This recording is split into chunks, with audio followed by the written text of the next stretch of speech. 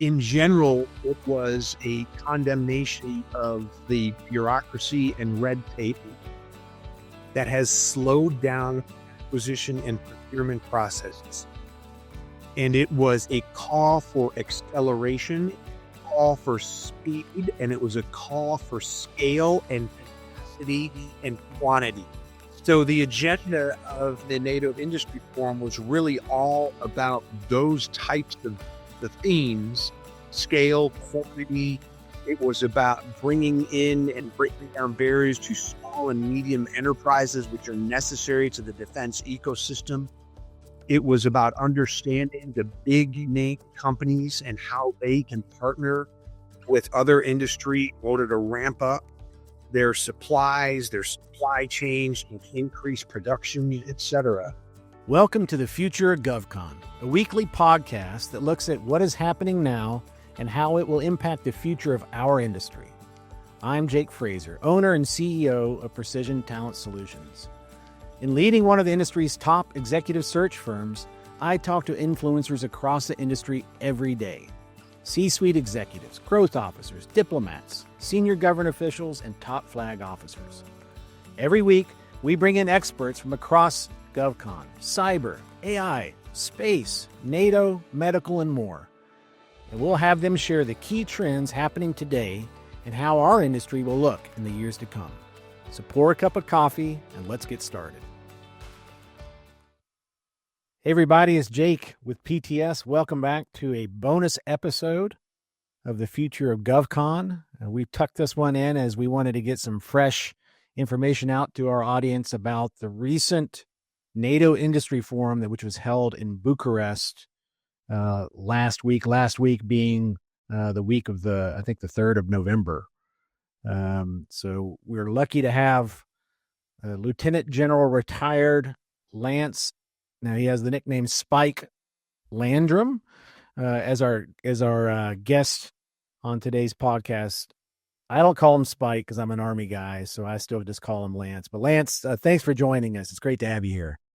Jake, it's always good to see you. I'm very happy to be here. Regardless if it's video format or in person, it's nice to be with you and your PTS team always. Yeah, I've had the pleasure of getting to know Lance over the past couple of years now. Time flies by, and he's been part of our community.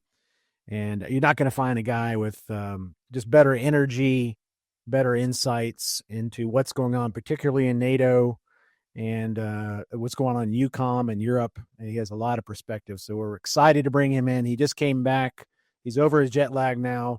And I thought it'd be really good to have him do a little bit of a readout of what happened in Bucharest last week so that everybody can feel like they're in the room. I know with a lot of the travel restrictions, people weren't able to get to that event. But we're lucky to have Lance here, who was behind the curtain and can share some perspective. Yeah, I just got back a week ago today from the NATO Industry Forum that was happening on November 5th and 6th, 2025 in Bucharest. And they had all the leadership there that one would expect from NATO. The Secretary General, of course, the headliner, but all of the leaders like the SAC-T, Supreme Allied Commander, Allied Command Transformation, Admiral Randiet, and the leaders from the ASG, DIA, Innovation, Industry, and Armaments from NATO, NCIA, NSPA, et cetera. So I'll be happy to get into that. Awesome. Yeah. Before we get into that, let's make sure the audience knows who you are, knows a little bit about your background. You Air Force guys are somewhat of an enigma. You all get a nickname, which I think is pretty cool. But talk a little bit about, early life growing up, your career track, how you got in the military, and a little bit about your military career. Yeah, Jake, I grew up a small town outside of Toledo, Ohio, and the track to the Air Force was my grandfather was on a B-17 crew in World War II, and I grew up sort of hearing his stories. He did 33 missions out of the UK into Germany. Wow. In various places throughout Europe. He was on the shuttle missions that would fly from the UK, bomb, land in Italy, rearm, bomb, land in Russia. So he did a few rounds of that, suffering quite a bit of battle damage, etc. So I heard those stories. He flew and always had an airplane as I was growing up. Small airplane, tinkering around. And my father was a pilot as well. So my early memories are sitting in the back with my grandfather and my father flying these little airplanes around. And then my father became a commercial charter pilot in the local area, flying light twins and then finally business jets and things as I was a young adolescent and teenager.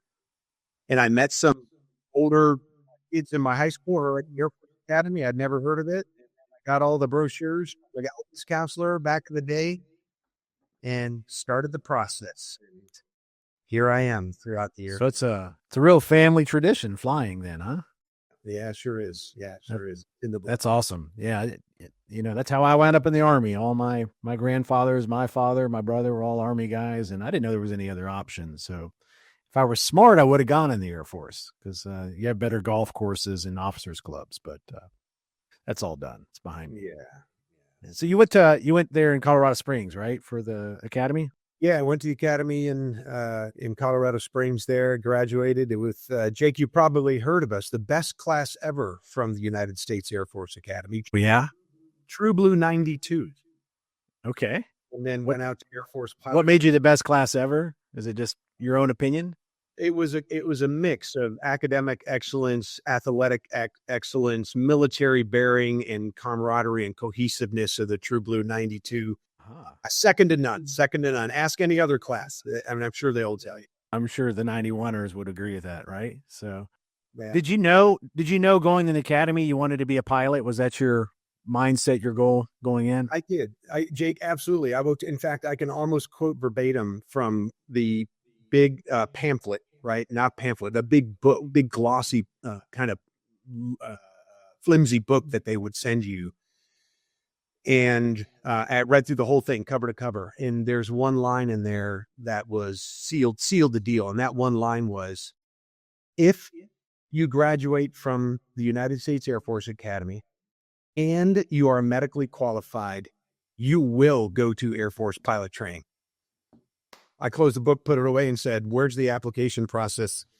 And it's awesome. And thank goodness I made it through. I really feel lucky and blessed because I now think back to that. And our oldest son went through this now about 5 years ago. And as I went through it and sort of helped him and guided him, there's no way that I would get in today. But yeah, that was the one thing. It was, if you graduate and you're medically qualified, you will go to Air Force pilot training back then.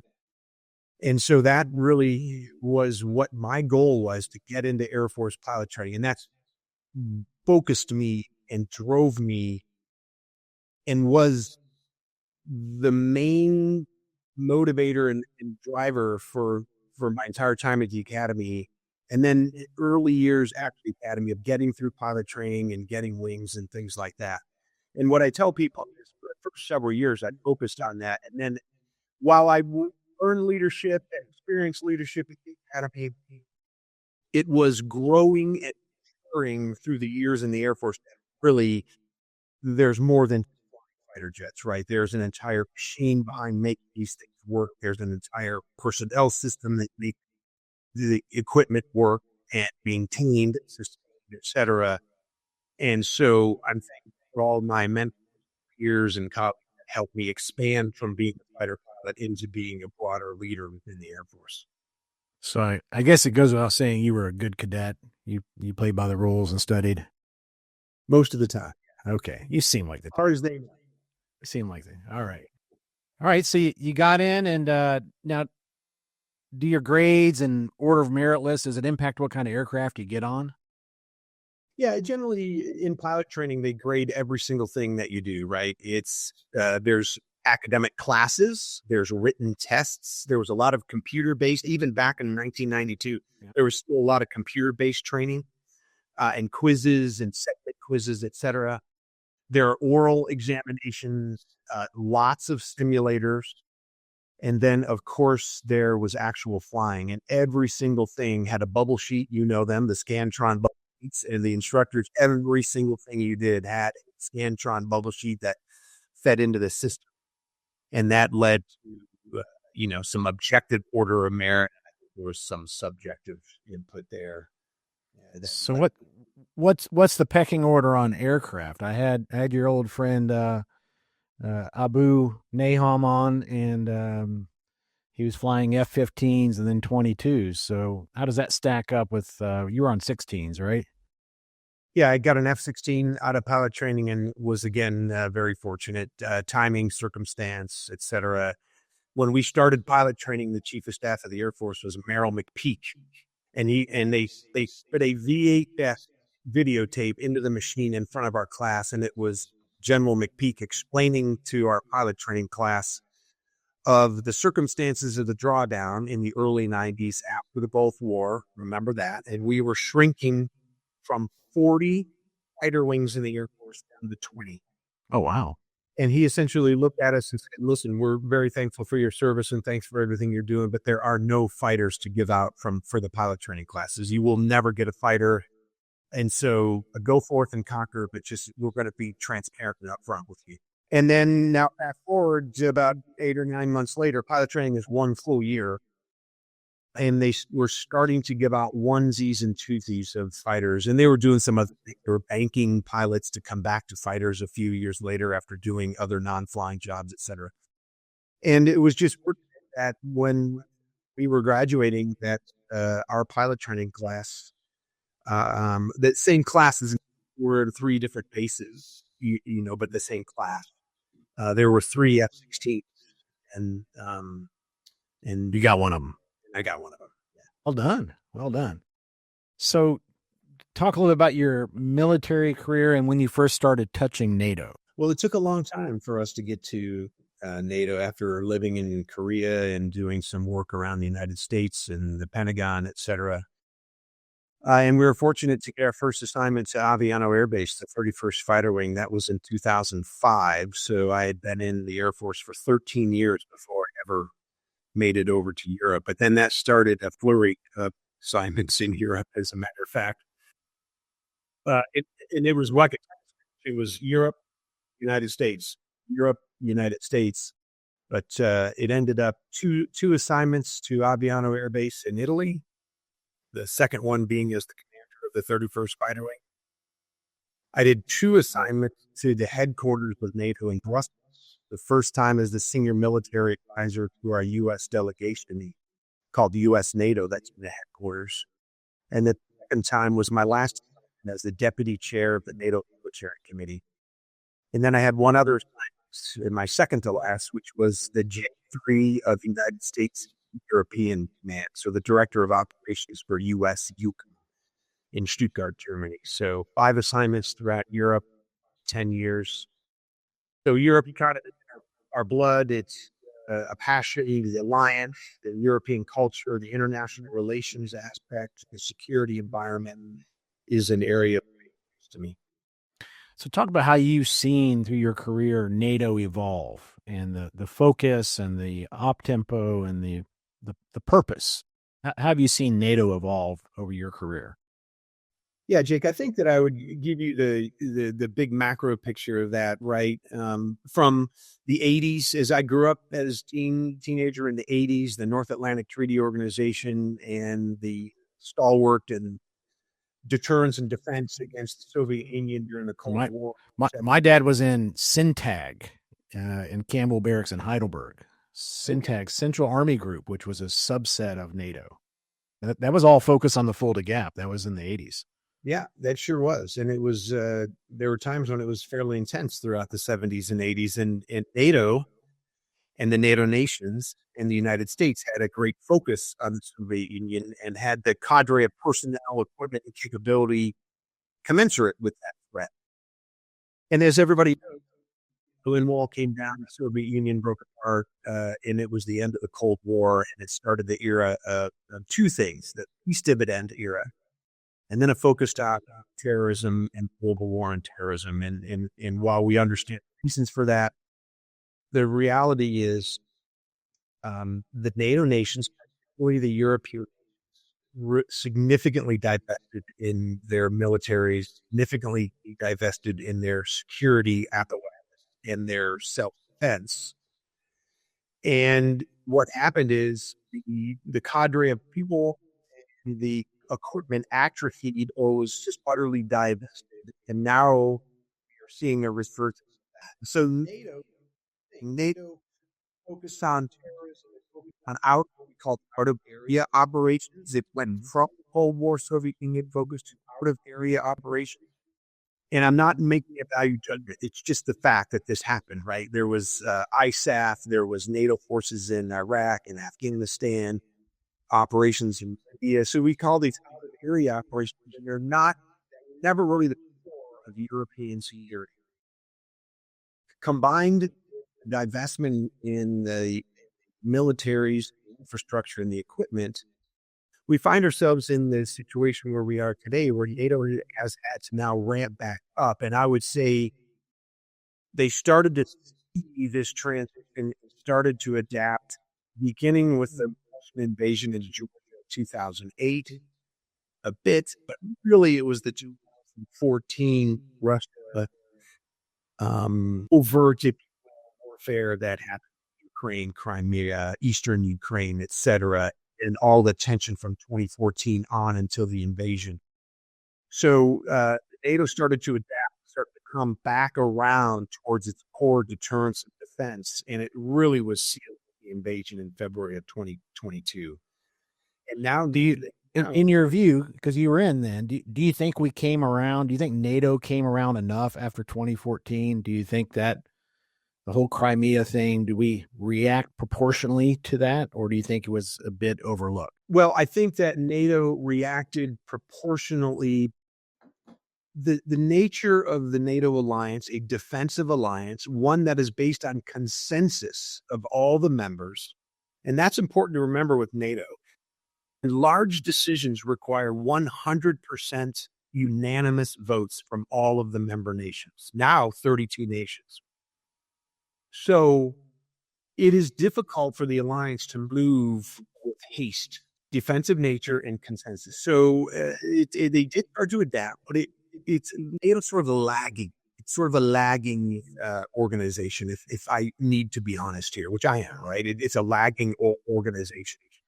So while they were starting to do the right things, it was behind the power curve, if you will. And now we find ourselves where the threat significantly has changed. The geostrategic and security environment globally has significantly changed, and quite frankly has outpaced the NATO organization and the member, which is important because it's the member nations that truly have the capability that make the alliance. So now the politicians have significantly changed the strategic concept, written strategic concept for NATO significantly changed in 2022. And now the written words, decisions are now transitioning into capability development for NATO and for the NATO nation supply the forces and equipment to NATO. So now we're seeing an urgency associated with it. But there are significant barriers and challenges to producing and procuring stuff quickly these days. And I would guess in 2014, there was still a lot going on in certainly a lot going on in Afghanistan that NATO was resourcing and spending domestic dollars and euros on this out of theater, what do you call the out of area operations. And I could see where, maybe the eye wasn't on the ball to that kind of closer threat, European threat, when the Russians took Crimea. Yeah, I think during that era, there was questioning about what really is the threat. Are the Russian activities in Crimea and Eastern Ukraine truly a threat to broader Europe? And I think that as Europeans started to see the light of Russian buildups around Ukraine, they started in the spring of 2021 in Europe, large 2,000 buildup around Ukraine, Belarus, etc. And then it sort of backed off until the invasion of February 22. And it really was the invasion of 22 that was a true motivator for the alliance, quite frankly. It really required, regretfully, and death, suffering, and destruction that Russia is causing. That Russia, by the way, let's be clear, Russia premeditated, they planned, and they executed a war of aggression into Ukraine, illegal and unjustified. So they caused this. And on the backs of human suffering and catastrophe in Ukraine, NATO is now motivated to regenerate, focus on deterrence and defense, that core Article 5 nature of NATO. This is kind of a philosophical question, but don't you think that Putin and the Russians anticipated that this would actually galvanize and unite and give NATO a mission, which is, you think that's what they wouldn't want, right? An expansion of NATO, a reinforcement of NATO, a onshoring of defensive capability, in addition to what the U.S. has. I mean, wouldn't you think that his war planners would have said this is what's going to happen? Jake, one thing that I've learned, particularly at the higher levels, right, is the J3 of UCOM and also the deputy chair of the NATO Military Committee. One of the most difficult things to determine is the actual intent and perception of the adversary. We have all sorts of technological capabilities to see the movement of forces, people, equipment, buildup of defensive fortifications or posturing of offensive equipment. There's technical sources that you can hear some communications and things like that. We all know about things. But the thing that is often really difficult is to understand what the perceptions and intent of the senior most leadership truly is, and how our deterrent efforts are shaping their perceptions. That connection is always very difficult. So, to your question, do we think that the Russian leadership thought that this would galvanize NATO and change? I am not sure. I think it could be easily argued that they thought that they would continue one of their strategic objectives, which is to fracture the alliance, create a breakup for the alliance, create naysayers within the alliance that prevents the consensus, prevents a unanimous decision on certain aspects of the alliance. And I think that they really thought that maybe that they would continue to help chip away at the alliance cohesion and unity, which is the strategic center of gravity of NATO. The unity, cohesion of the alliance is the strategic center of gravity. And I also thought that, you remember the Nord Stream project, Nord Stream 2? I believe maybe there was a perception that they had NATO by energy, right? Energy coercion, that they had enough influence there that would prevent NATO from really taking action. But I think it has to be clear to them now that it was just the opposite. They did galvanize the alliance. Yeah, well, and expanded the alliance. I mean, it added two more very important countries, particularly look at the high north and the Arctic and the strategic importance of that. And while NATO's not perfect in its all working together, unanimity, not perfect in that, but there's it's probably worked out. If they had their courses of action on the whiteboard, this is probably not the one they really want. There's no doubt. This is not what Russia wanted. And particularly to have Sweden and Finland in the alliance, not only Western-minded, Western-leaning governments, populations, and nations, but a true bona fide military capability that is very credible. And in addition to a credible military force, they have a culture and a mindset that understands the high north, the Arctic, and the very long Russian border, 1,300 kilometers, particularly with Finland, and in particularly north where they all come together, Norway, Sweden, and Finland, and Russia right up there in the Arctic. They have unique insight into those areas and unique insight into the mindset of the Russian culture, Russian leadership, Russian military. Sure. So it's a huge for the alliance and not what Russia would have wanted. No, and the reaction of the U.S. Initially, supporting with plenty of resources of their own to Ukraine, but also with the change in administration and this push back to the Europeans in particular to take on. Now we're at 5% of GDP. I mean, that's something I don't think the Russians would ever want to see, is the Europeans actually building a lot of organic capacity, right? Absolutely not. No, they would never want that organic capacity to be built, nor the consolidation of equipment, the growth and modernization and upgrade of equipment, and the growth of personnel forces, et cetera. So all that is certainly a detriment to Russia. But remember, Russia won't just sit there and be unreactive. They're learning immensely from their illegal and unjustified war in Ukraine, and we see evidence field today. And the obvious example of the drones and drone technology is just one of many examples. The other one that I'd like to highlight is operations in the electromagnetic spectrum, offensive electromagnetic interference, electronic warfare, etc., has really been on the upswing within Ukraine on both sides. Mm-hmm. And then the other thing I think that Russia is very comfortable with is essentially risk in ways that Western governments and NATO member nations in the alliance probably is not so comfortable in. And we see this in the hybrid activities and the things like sabotage, things like information operations, things like the shadow fleet, things like the shadow fleet dragging anchors for hundreds of kilometers along the sea and dragging up cables. We've seen that.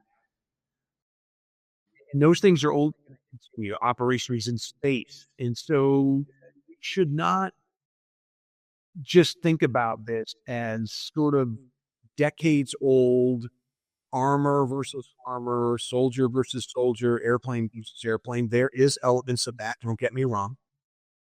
But what I often talk about with people around the coffee pot when I think about Ukraine, and I say this not to belittle this that's going on in Ukraine or the courage of the Ukrainians, but this war to me is almost a bridge war from the past being things like force on force, armor, Trench warfare, warfare, artillery barrages, okay, with modern, and I mentioned a couple of those, autonomy, drones of all scales, small all the way to long-range one-way attack drones, the autonomy that's associated with them, electromagnetic warfare and electronic warfare, hypersonic missiles, cruise missiles, long-range strike, precision.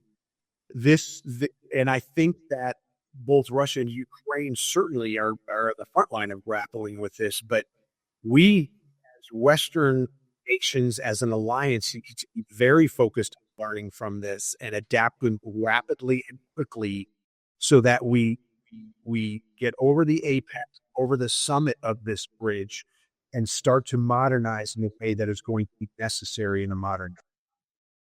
Yeah, we had a meeting with the SAG-U commander. I'm not going to say which one, and he essentially said there's a case to be made to this administration that the U.S. should be involved in Ukraine, if nothing else, for the R&D value, the research and development value that's going on every day on the battlefield, because all of our adversaries are there with their equipment and their drones and their technology, and they're trying out different stuff, and they're bringing it back, and they're retooling and making it better and better. The North Koreans are clearly there.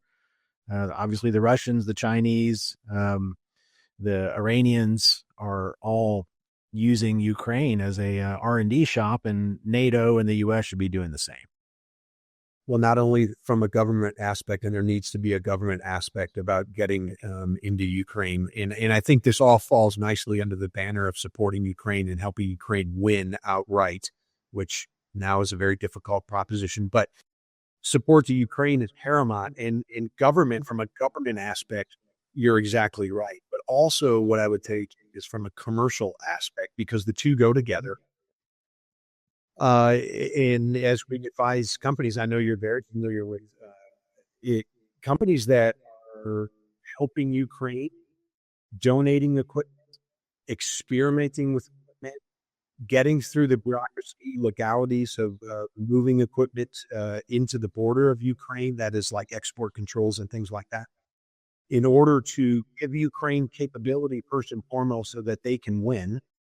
And second, learning and adapting and spiraling that equipment in ways and in speeds that we do not see outside of such an existential threat environment. It really, really It's vital. Yeah, it's a good segue. So, because it's a combination of military, government, and industry, right? And so you had the privilege last week of being behind the curtain there in Bucharest for the NATO Industrial Forum. We're not going to call it the NIF, though we love acronyms.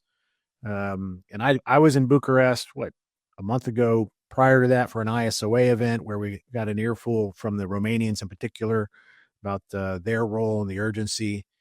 But in early, you kind of said who all's in the room there. A lot of that was from the NATO side. But talk a little bit about the attendees and the agenda for the forum.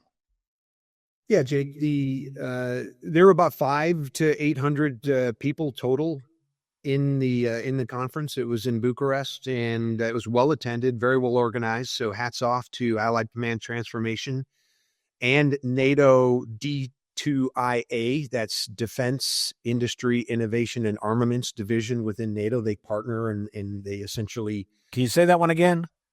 Yeah, D2IA, Defense Industry Innovation and Armaments, formerly Defense Investment Division, right? Yeah. They changed the name to Defense Industry Innovation and Armaments. So that division of the NATO headquarters in Brussels partners with Allied Command Transformation to plan and execute the NATO Industry Forum. It goes every other year, so it's every 2 years. And a lot of industry represented. So, I certainly can't list them all, right? But you can just think a huge representative of industry signed up, registered, and from big name prime, all the big name primes that you would normally think of, to a lot of small and medium enterprises, innovative and creative industry associated with either trying to grow momentum in the defense industry space or to break into the defense industry space. What was the mix of American versus European or international industry presence? It's a good mix. There was clearly a lot of American industry there, but there was a majority European industry there as well. So it's a very healthy mix. It's not dominated by any one region or one nation. It's a good mix. Okay. And the agenda was really the agenda in general was based on okay, so let me come back to how the NATO Industry Forum took place on November 5th and 6th. As you may recall, the very next day on Friday, November 7th, the United States Secretary of War Hegseth had his speech with Pentagon leaders and industry about a change of our active system, and essentially cited many things in his speech that were the same things being cited by NATO at the NATO Industry Forum. So what were those things in general, right? In general, it was a condemnation of the bureaucracy and red tape that has slowed down acquisition and procurement processes. And it was a call for acceleration, call for speed, and it was a call for scale and capacity and quantity. So the agenda of the NATO Industry Forum was really all about those types of the themes: scale, quantity. It was about bringing in and breaking down barriers to small and medium enterprises, which are necessary to the defense ecosystem. It was about understanding the big name companies and how they can partner with other industry in order to ramp up their supplies, their supply chains, and increase production, etc. So that was the theme.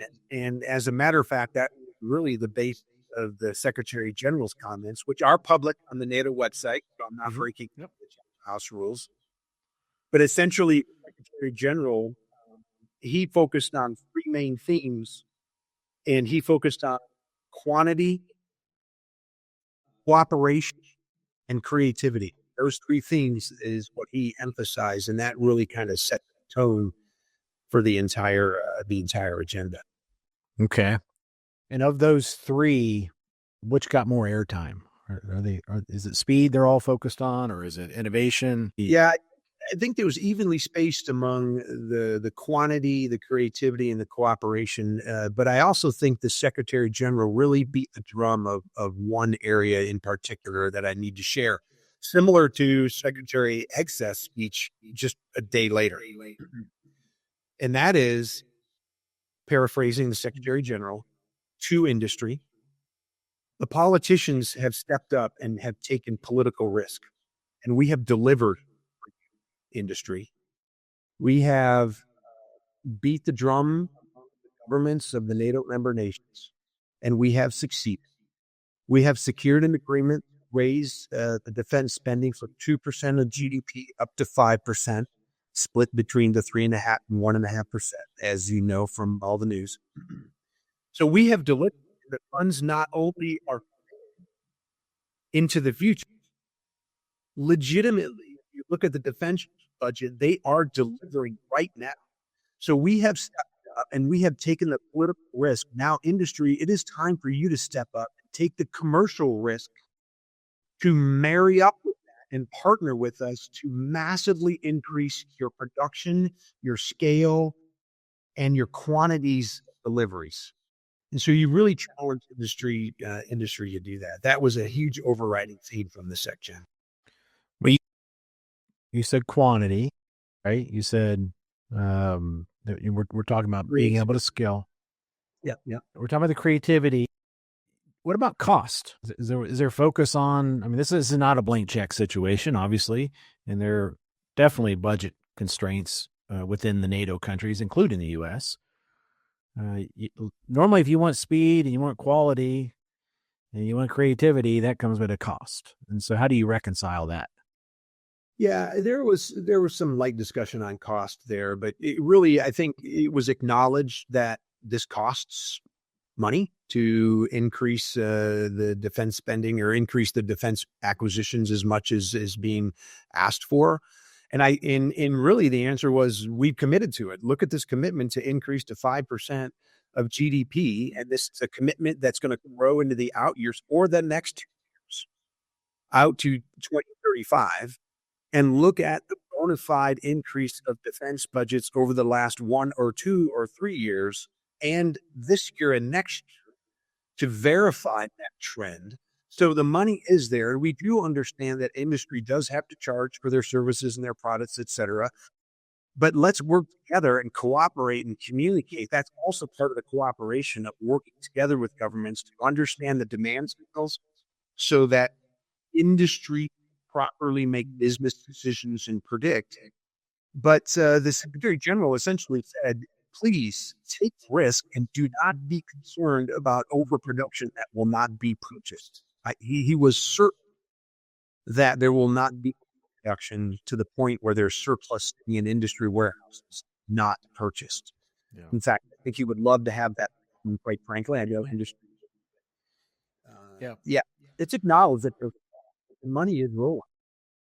So, wonder I think one of the challenges, there is no single voice for industry. Like if the Secretary General says that and the acquisition folks say they're going to strip off what is the industry response? If you give industry one voice, which is difficult to do, if you give industry one voice, what would be okay, this is what you want, NATO, then industry would say what? Well, I think in a perfect world, industry would say, we want a 10-year, multi-year contract that gives us stability and predictability out 10 and 15 years. And when I have that contract signed, sealed, and delivered, I will then invest 1.5 billion euro in building a brand new brick and mortar factory, filling it with the tooling that I need, and training the 3-shift workforce that I need. That's right. Now, there was industry that went on stage and kind of said that and said that's completely unrealistic, and we should all know that that is completely unrealistic. So there's a balance there, right, of understanding the demand signal and taking, right, the commercial risk in order to develop that, betting on a very relatively, the SecGen would say, a very safe bet that they're going to have the business. And so I think that this balance between the political decisions and the commitments by the nations and the commercial risk have to be worked out by the business leaders and the super smart people in the business world. And that's part of where the Secretary General and some other agendas talked about cooperation between government and industry, communication and planning. And in some examples, NATO, they have done a lot of work to aggregate demand signals so that it's easier understood by industry, and so that industry has a better insight on it. And in one particular example that is forthcoming, that D2IA is working on is aggregating a demand signal for innovative technology. Now, predictability was a form of the NATO defense planning process. One of the 5 steps is levying capability targets on the nations. So there's 5 steps in the NATO defense planning process, a 5-year cycle. And in step, I think 3 is negotiating the capability targets that answer the requirements that NATO needs, and then giving them to NATO. This is a negotiation with NATO and the nations, but the nations now have those capability targets. Regretfully, they are classified, so they're not well known by the public. Some of the capability targets are given to industry, cleared industry. Some of them are shared with cleared industry within the nation so that industry understands them better. And NATO is considering translating them into an unclassified version, that not final yet, but considering sort of stripping them off in a way that they can be unclassified so that can be broader public access. So the NATO defense planning process does give insight into broader planning and broader visibility into the future for business minds to make business decisions. The aggregating demand signals, that work that has been done is another way, and some future work on aggregating demand signals will continue to help. And then engagements in understanding and in dialogue and cooperation through things like the CNAD, which is the Council of National Armament Directors, the highest levels, and they all get together among the nations, but also the NIAG, the NATO Industrial Advisory Group, are all methods by which industry can understand NATO's mindset, the organization's mindset, talk among the nations. That's important because the nations are the one who are actually spending the money and developing capability, et cetera. So there's ongoing work on positive, and there's a call for speed, call for acceleration, and a call for some commercial risks. Is there? I never heard NIAG before. Is that a NATO entity or is that an industry body? That's it is a industry led and nation led. You have to, someone who would want to be on the NATO Industrial Advisory Group would have to work through their nation's delegation and their like sort of commercial association. So in the United States, I believe it's the National Defense Industrial Association. Yeah. Okay. In order to sort of petition to be part of the NIAG, the NATO Industrial Advisory Group. And they had a certain framework and agenda for information sharing and dialogue with the nations and also with the NATO alliance, and have obviously U.S. connections into NATO leadership. We had the D2IA that I've never described, but also the agencies like NCIA, the NATO Communications and NCIA, NATO Communications and Information Agency. Yeah, I think that's right. A NATO support procurement agency, et cetera, in order to better understand the industrial landscape and commercial landscape with the nations and with the alliance. It would seem an opportunity to have, if industry could have one voice, and have this dialogue with NATO, because talking to industry writ large is got to be frustrating, and it's got to be frustrating from an industry perspective, not to be able to go, hey, all right, you want quality, you want to be able to scale up all these things, then we need these demand signals. And of course, the best thing is if NATO actually knew what capabilities that industry has, so it's asking for things that exist, right? is asking for capabilities that may or may not be the best idea from an industry perspective. Yeah, I think understanding the requirements, it requires first of all, it requires a little bit of homework and research on these aggregated demand signals. It requires a bit of sleuthing, but it also requires networking, and it requires engaging with other industry, engaging with government officials, et cetera, particularly when it gets into the nuanced requirements. I think, there's a level of understanding that we need mass in munitions. We need mass in drone capability. We need mass in counter drone capability. I think that capability associated with integrated air and missile defense and those type of things are pretty state bets, right? But as you drill down into, okay, let's get into specifics, what type of counter drone and what type of drone and et cetera, that's going to require some homework and understanding what the national need is, nations who are acquiring capability, and what is the NATO requirement? Where do those diagrams sort of overlap, right? So NATO has a set of requirements. Nations have a sovereign needs, sovereign desires for their own nation, right? And where those two overlap is kind of a sweet spot. Yeah, you can find them. So if you're doing a trip report for all the companies out there that couldn't get somebody to Bucharest last week, and you're leaving there and you're like, okay, here are the main takeaways, and here's what we need. Here's the next steps for us. You're writing a kind of a trip report that you're going back to all these companies that have a stake in this, that have capability, that are involved already in some shape or form. What are the three things that they should be doing in order to not take advantage, but to be part of this, to integrate into what is clearly becoming a more coherent message from NATO? Yeah, well, the first thing that I would advise is, Jake, I think companies should hear the message and they should hear the call that is coming from the leadership.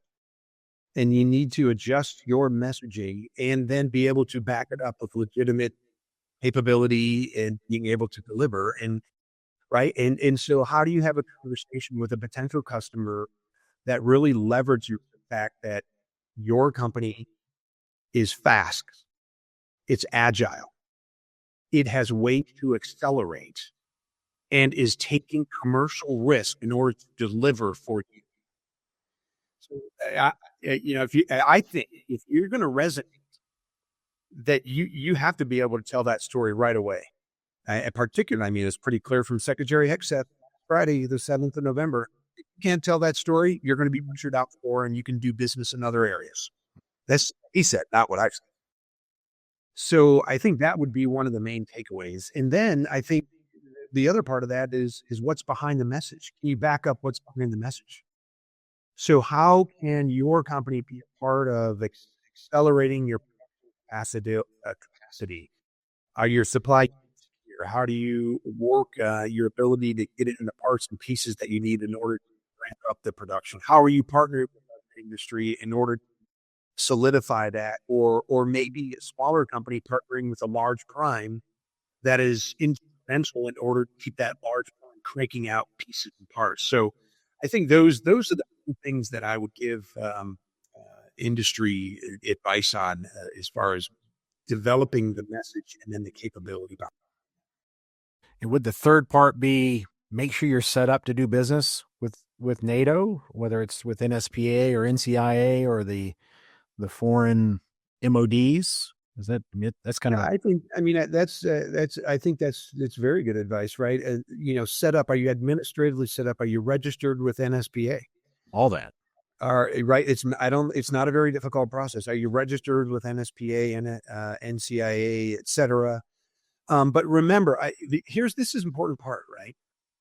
The NATO organization, the NATO alliance does not acquire capability. NATO does not own force structure. They do not own guns, bullets, tanks, airplanes. There's a couple of minor exceptions. Right. Not even, I mean, there are exceptions, yes, but really where NATO is important because it's a convener, It helps set the requirements that nations are trying to answer. And NATO is a really good epicenter of ground zero for understanding that. And it's a good conduit into the nations. It's the nations that actually acquire capability and produce capability, organize, train, and equip forces to be transferred under NATO command structure authority. So NATO and Brussels as the capital of Europe is a good epicenter. It's a good ground zero for work, but it has to lead into the capitalism of the nations. That's Right. really companies who are set up to use that and be able to broker through that in capitals and have the conversations in the capitals with the ones that will be successful. Okay. Good advice. Good advice. So I'm going to put you on the spot here. I'm not going to do the same thing I did to Lieutenant General Andy Rolling, where I asked him how many NATO member countries will there be in 2028. But I do want to look ahead. 2028, 3 years from now. It should be something within our vision. NATO and the politicians have put out the challenge to industry. And by that time, we'll have had, if it's every other year, we would have just had another NATO Industry Forum 2 years from now. So it's 2028. How has industry adapted to these demand signals from NATO? What do you see happening? What does it look like? We're in November 2028. What's different? Well, I honestly think in 2028, we will see tangible gains and tangible benefits from the political risk that has been taken, the budgets that are increasing. And I think that we will see an increase in production. My concern is, are we going to see sort of this exponential curve in production in order to deliver the parts and pieces that we need? Because some of these things are pretty high tech and pretty exquisite, but then there's a lot that are, right? 155 millimeter rounds require some capability, but it's not as technical as a lot of other things.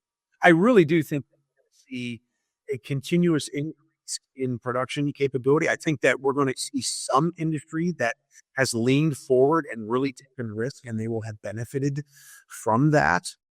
I think that we will see a continued ramp up of small and medium enterprises, creativity and innovation and tech that is included.